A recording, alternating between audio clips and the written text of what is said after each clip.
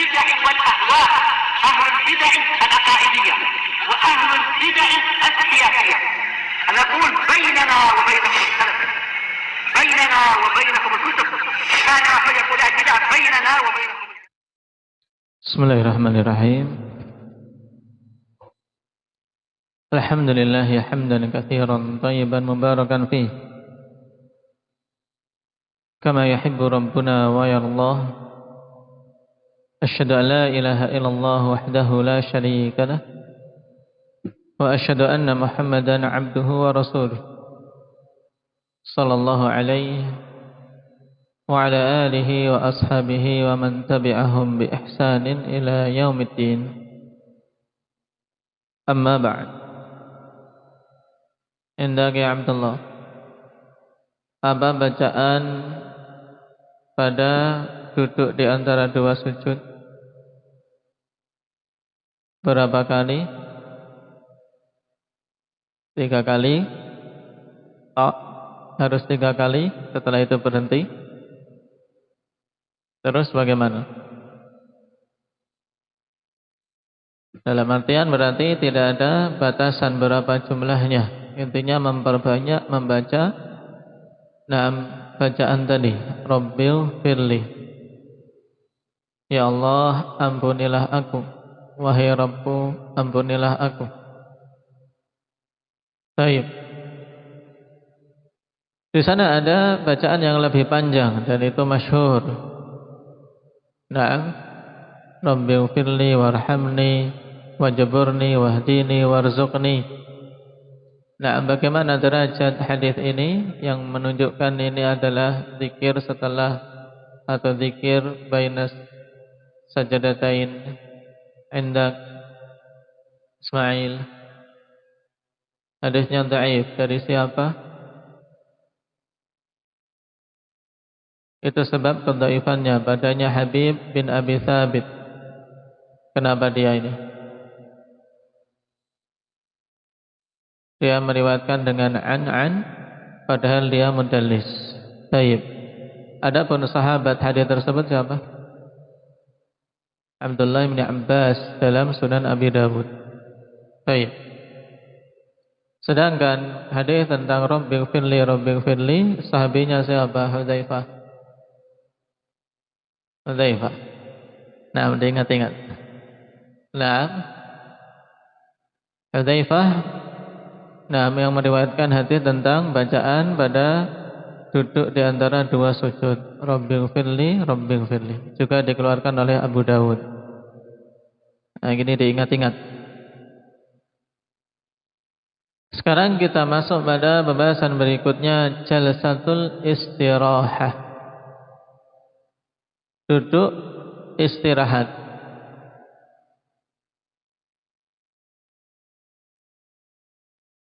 Qala Syekhuna Abdullah Al-Riyani hafizahullah ta'ala, wa tustahabbu jalsatul istirahah qabla an-nuhudi lirraq'ati tsaniyah.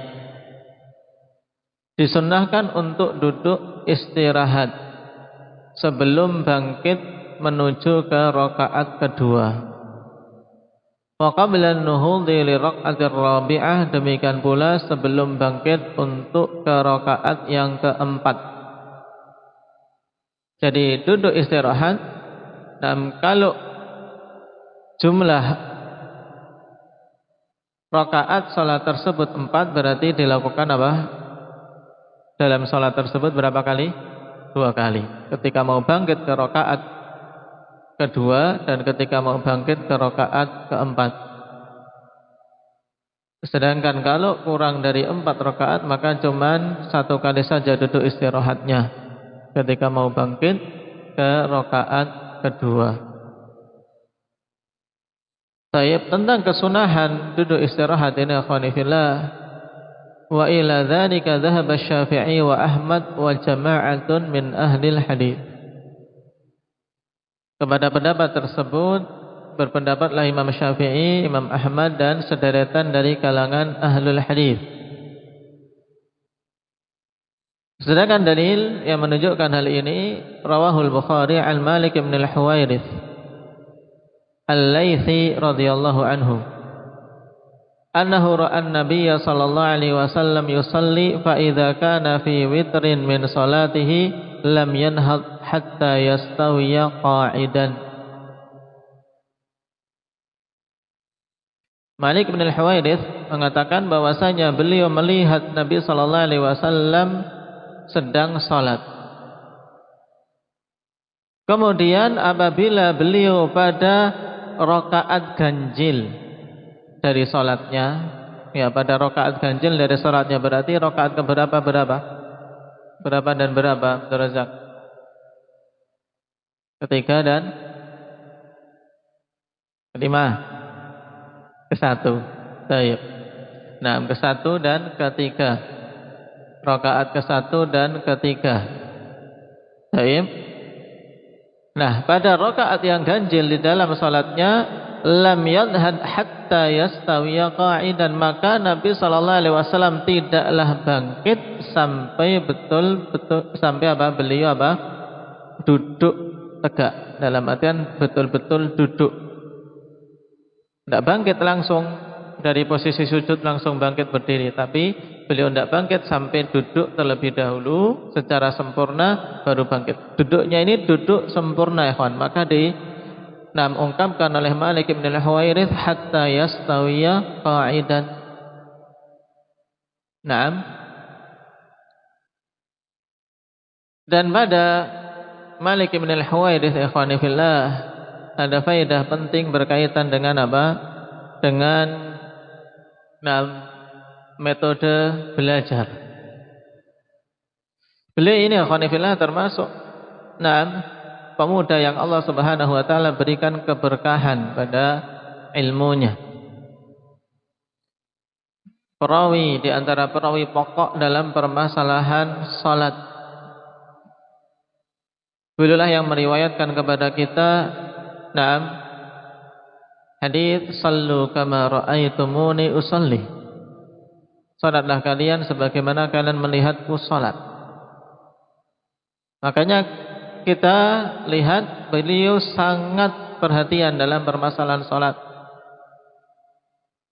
Padahal ikhwan, pada sebagian hadis dikisahkan beliau tidak mulazamah di sisi Nabi sallallahu alaihi wasallam dengan mulazamah yang panjang.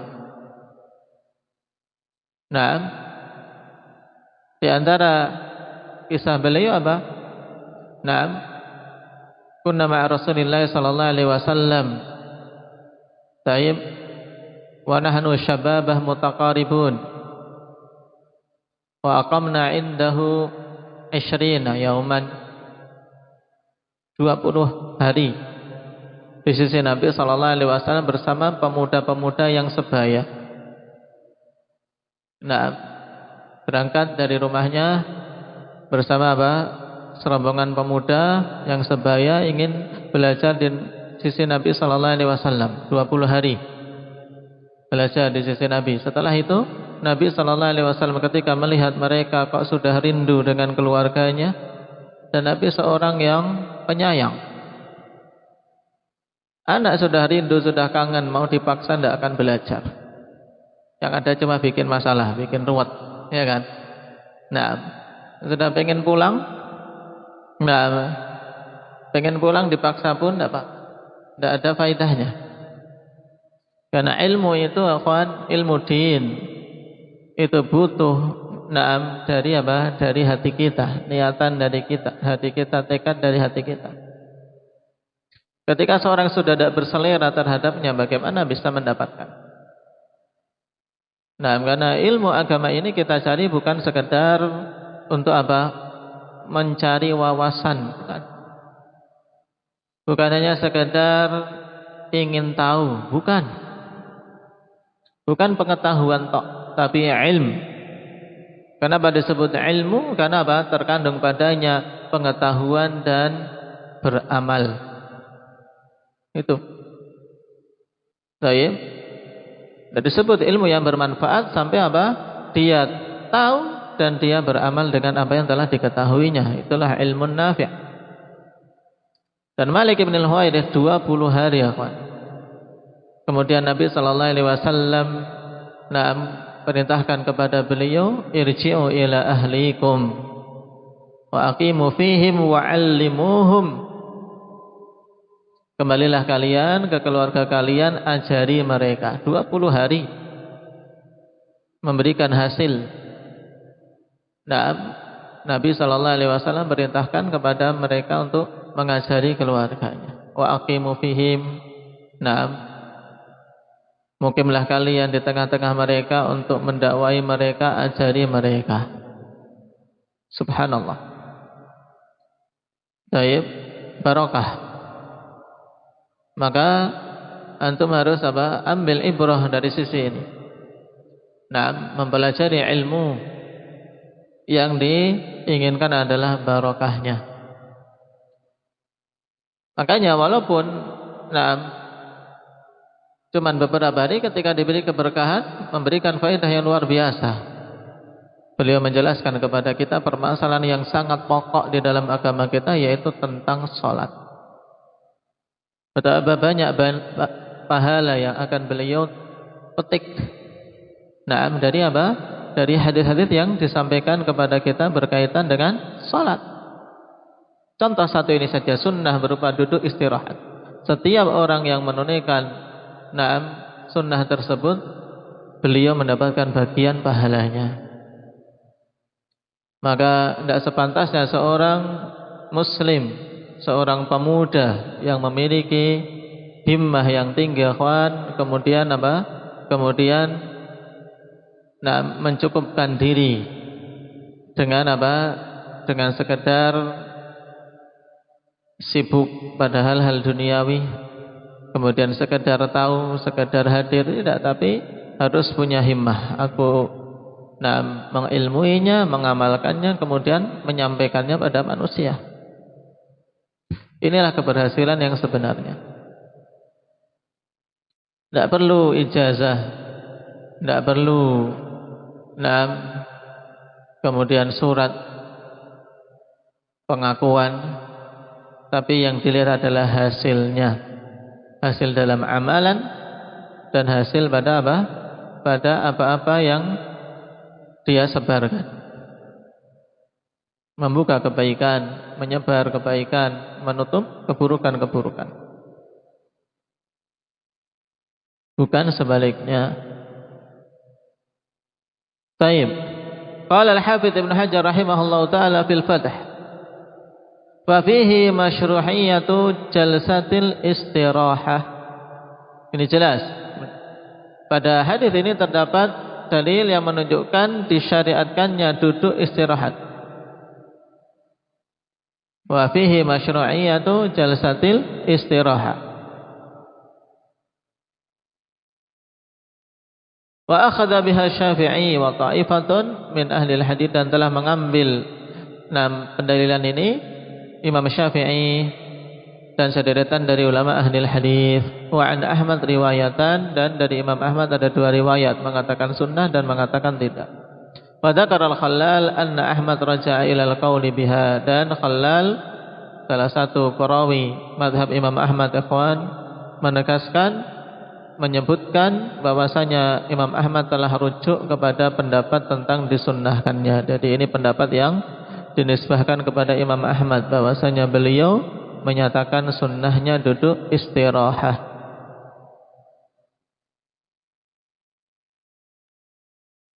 Wa sifatuha ala ma warada fis sunnah kama yali. Dan sifat duduk istirahat sebagaimana datang di dalam sunnah sebagai berikut ini. Sifatnya bagaimana? Yang pertama, yarfa'u ra'sahu minas sajdati tsaniyati mukabbiran. Ini poin penting untuk dipahami. Dan banyak yang keliru. Jadi untuk duduk istirahat, dia mengangkat kepalanya dari sujud yang kedua mukabbiran, dalam keadaan dia bertakbir. Jadi takbirnya ini Allahu Akbar untuk keduduk istirahat. Jadi Allahu Akbar sampai duduk istirahat. Duduk sebentar, kemudian baru bangkit. Bangkitnya tanpa takbir. Bangkit dari duduk istirahat menuju berdiri ini tanpa takbir. Dan kesalahan yang banyak terjadi, duduk istirahatnya, di sela-sela takbir ini. Jadi Allahu Akbar. Jadi dia kadang dipanjangkan. Mulai dari Allah dia duduk istirahat, kemudian sampai berdiri akbarnya. Atau duduk istirahat sebentar, kemudian Allahu Akbar naik. Ini juga keliru.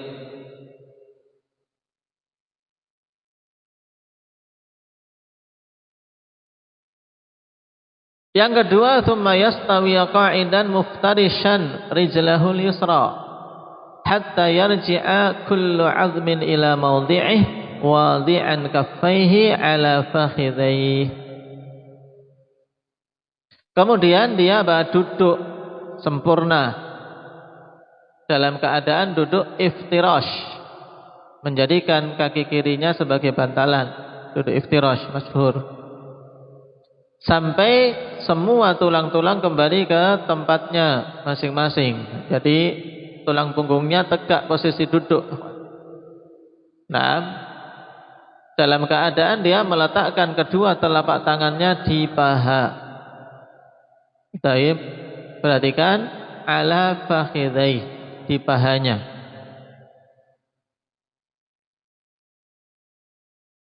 Berarti ketika posisi ini, untuk bentuk sifat yang kedua ini tangannya tidak mencapai mencapai lutut. Karena ala fakhidai, pada kedua pahanya. Dalilnya rawahu Abu Dawud wa Tirmidzi wa Ibnu Majah wa Ahmad bi isnadin sahih. Diriwayatkan oleh Ahlus Sunan kecuali Nasa'i, dan dikeluarkan juga Imam Ahmad dengan sanad yang sahih an Abi Humaid As-Sa'idi radhiyallahu anhu. Wa fihi thumma qala Allahu Akbar thumma thana rijlahul yusra. Nah, ini dalilnya yang jelas menunjukkan takbirnya itu ikhwani fillah ketika bangkit dari sujud menuju duduk istirahat.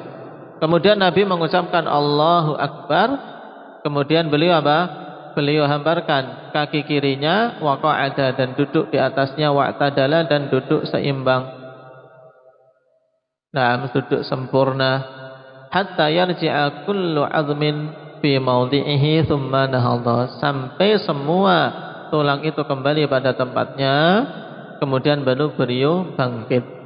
Berarti duduk ada jeda waktu. Dia berhenti duduk sempurna. Duduk baru naik.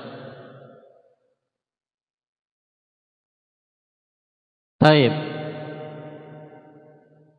Qala tanbihun al-haditsu nassun sarihun fi anna takbira qabla jalsatil istirahah la ba'daha.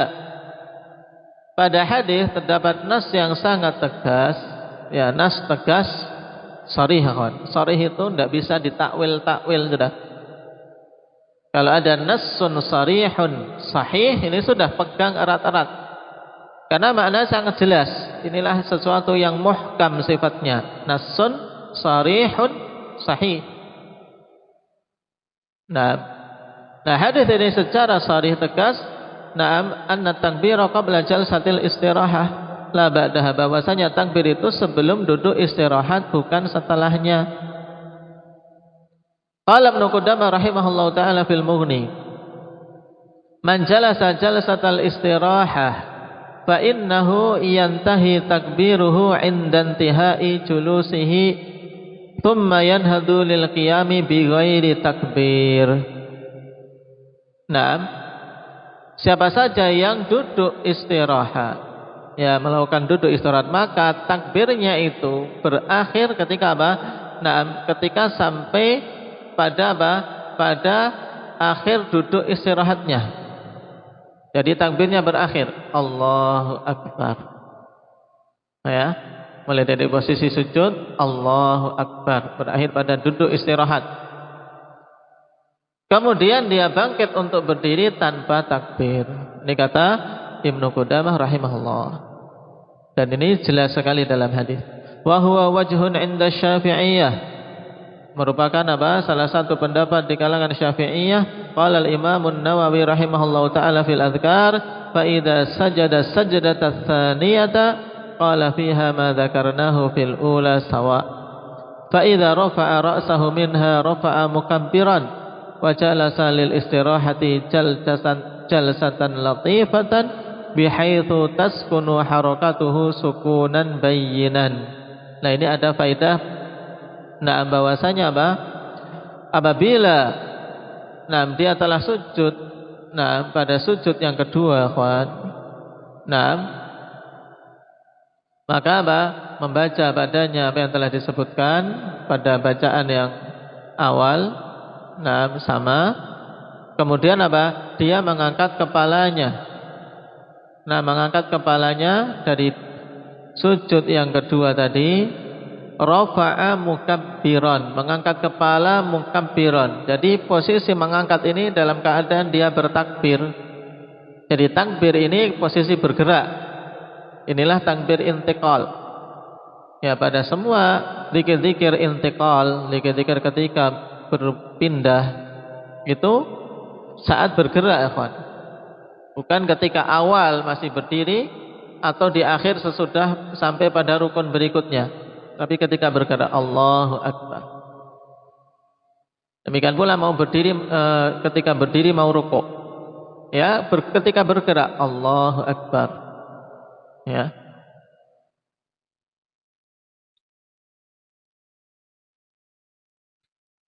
Dan dia duduk untuk istirahat dengan duduk yang singkat, jalsatan latifah, duduknya singkat.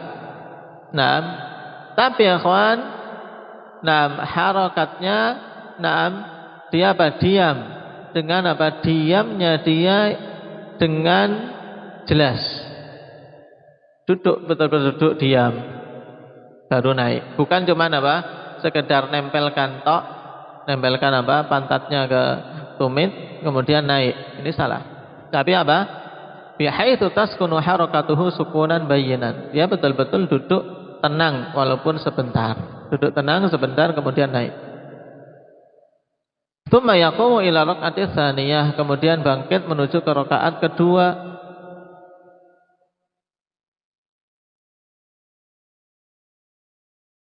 Nah, disinilah awal mula apa?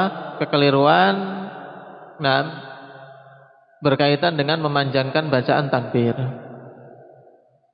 Kata Imam Nawawi rahimahullahu taala, wa yamuddu takbirah allati rafa'a biha minas sujudi ila an yantasiba qa'iman wa yakunul maddu ba'dal lami min Allah. Hadza asahhul aujuhi li ashabina wa lahum wajhun an yarfa'a bighairi takbirin wa yajlisu lil istirahah fa idza nahadha kabbar wa wajhun thalith an yarfa'a minas sujudi mukabbiran fa idza jalasa qata'a takbir thumma yaqumu bighairi takbir wa la khilafa annahu la ya'ti bi takbiraini fi hadzal mawdi'. Nah, Imam Nawawi menghikayatkan khilaf di kalangan Syafi'iyah, ya, Imam Nawawi di sini. Baik, perhatikan. Nah, Imam Nawawi mengatakan kemudian dia memanjangkan takbir. Nah, ketika naik dari sujud, kemudian duduk istirahat, sampai berdiri. Jadi panjang ini, kawan. Allahu Akbar sampai naik. Dan matnya itu setelah lam pada lafzul jalalah, pada Allahu Akbar. Nah, jadi ini yang banyak dilakukan di kalangan awamun nas. Mengikuti pendapat yang disebutkan Imam Nawawi yang pertama kali di sini. Dan ini pendapat yang paling sahih di sisi Syafi'iyah, sehingga tidak heran kalau mereka memilih pendapat ini. Tapi kalangan Syafi'iyah mereka memiliki pendapat yang lain, yaitu ketika bangkit dari sujud ke duduk istirahat tanpa takbir. Ya. Bangkit dari sujud, duduk istirahat, kemudian apa? Ketika mau bangkit baru takbir, Allahu Akbar. Kemudian pendapat yang ketiga di kalangan Syafi'iyah, nah, dia mengangkat kepala dari posisi sujud dalam keadaan bertakbir, kemudian duduk, nah, dan memutus takbirnya. Takbirnya sudah selesai, Allahu Akbar, sampai duduk istirahat. Kemudian berdiri tanpa takbir. Dan ini pendapat yang paling kuat sesuai dengan zahir dari hadis yang telah disebutkan tadi, na'am, dan ditegaskan oleh Ibnu Qudamah rahimahullahu taala. Sehingga pendapat pertama dan kedua yang disebutkan Imam Nawawi akhwani fillah pendapat yang lemah. Na'am. Dan tidak ada khilaf bahwasanya tidak boleh mendatangkan dua takbir pada tempat ini, yaitu duduk istirahat takbir Allahu Akbar, ketika mau bangkit Allahu Akbar lagi. Ini kalau ini tidak boleh sama sekali, tidak ada dalilnya, tidak ada yang berpendapat demikian. Ya, berarti kesimpulannya Akmal, pada rakaat pertama mau naik rakaat kedua, nah setelah sujud yang kedua ada yang namanya duduk apa? Duduk istirahat. Berapa lama? Berapa lama? Duduknya berapa lama? Sebentar saja, ya tidak? Sebentar saja. Baik. Ketika mau ke duduk istirahat, membaca apa Hanafi? Dari posisi sujud kedua mau duduk istirahat membaca apa? Membaca? Paham enggak? Paham pertanyaannya? Dari sujud, nah, kemudian mau duduk istirahat, bacaannya apa? Belum nyambung. Bacaannya apa? Mujahid? Allahu Akbar. Bacaan takbir, Allahu Akbar. Ketika bangkit dari duduk istirahat menuju berdiri, bacaannya apa? Alhamdulillah. Tidak ada bacaan apa-apa. Baik. Ketika duduk istirahat yang dibaca apa? Hendak Zakaria tidak membaca apa-apa. Kenapa? Tidak ada dalil yang menunjukkan Nabi membaca pada posisi itu. Baik. Qala fihi aidan masyru'iyatul iftirashi fi jalsatil istirahah. Dan juga pada hadis ini menunjukkan disyariatkannya duduk iftirash pada duduk istirahat. Wa bihi qala Syafi'i wa Ahmad fi riwayah. Nah, pendapat Imam Syafi'i dan Imam Ahmad. Baik. Sifat yang ketiga pada duduk istirahat, akhwan, thumma ya'tamidu bi kaffaihi 'alal ard. Ketika mau naik, dia bertopang dengan kedua telapak tangannya di atas apa? Di atas tanah ini, di lantai kita sholat. Jadi tangan digunakan untuk menopang. Nah, bukan tangannya itu diletakkan di paha naik. Nah, tangan masih di paha naik, saya bisa, tidak perlu topangan, ini anak muda misalnya. Tidak perlu bertopang pada tangan. Nah, tapi yang sunnah khanifillah yaitu dia bertopang dengan kedua telapak tangannya ketika mau naik. Tsumma yanhadu qa'iman, kemudian bangkit, posisi berdiri. Dalilnya apa ikhwan? Rawahul Bukhari an Malik bin al-Huwairits radhiyallahu anhu, wa idza rafa'a ra'sahu 'anis sajdati tsaniyati jalasa wa'tamada 'alal ardi tsumma qama. Nabi sallallahu alaihi wasallam apabila mengangkat kepala beliau dari sujud yang kedua, duduk sebentar, ini duduk istirahat, kemudian bertopang pada bumi ini dengan kedua telapak tangannya tentunya. Kemudian beliau bangkit berdiri.